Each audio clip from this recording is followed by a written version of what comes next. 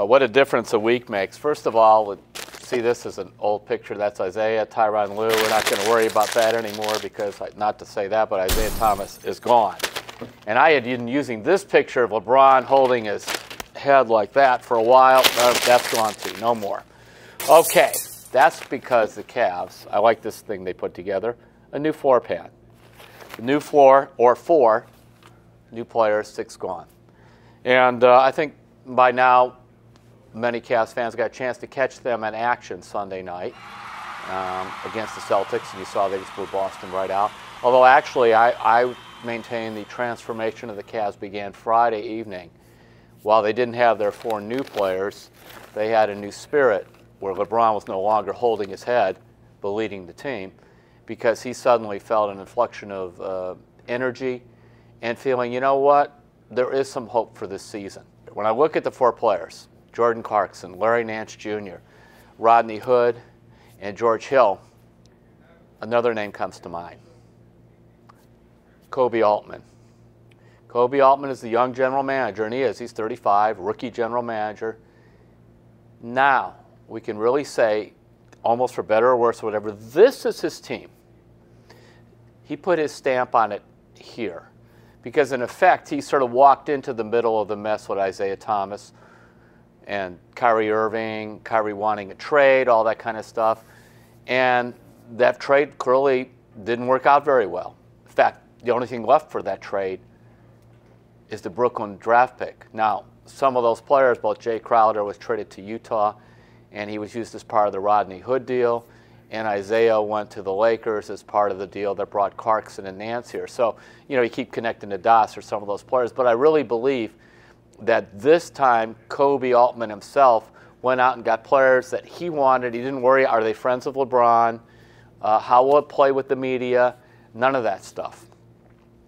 And while some people say, well, Dan Gilbert's doing everything behind the scenes, when the whole trading deadline came down last week, and this is a very sad thing, Dan was in the hospital with his son, Nick Gilbert, who's having brain surgery. And they're preparing for that. Nick's had multiple brain surgeries because of a childhood disease that he's fought. Nick Gilbert, of course, Cavs fans will remember, he's the one that went to the draft lottery with the little bow tie. So Dan really was tied up with that. I'm sure he was texting back and forth with Koby-Altman. But these deals, 6 players go on, 4 in, they were Koby-Altman's trades.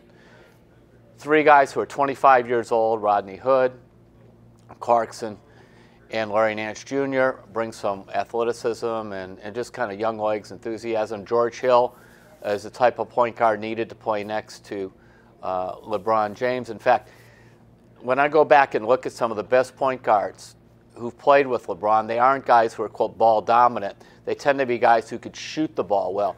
Whether you go all the way back to St. Vincent, St. Mary's and Drew Joyce III, or remember Boobie Gibson, Daniel Boobie Gibson with the Cavaliers when they went to the finals, you know, a smaller guard. Mario Chalmers when he was with the Miami Heat. Even Matthew Dellavedova the one year was kind of that shooting guard. The guy could make some three-pointers, handle the ball a little bit next to LeBron. So there have been a lot of different types of players. But those guys, and George Hill's another one like that, tend to be very effective with LeBron.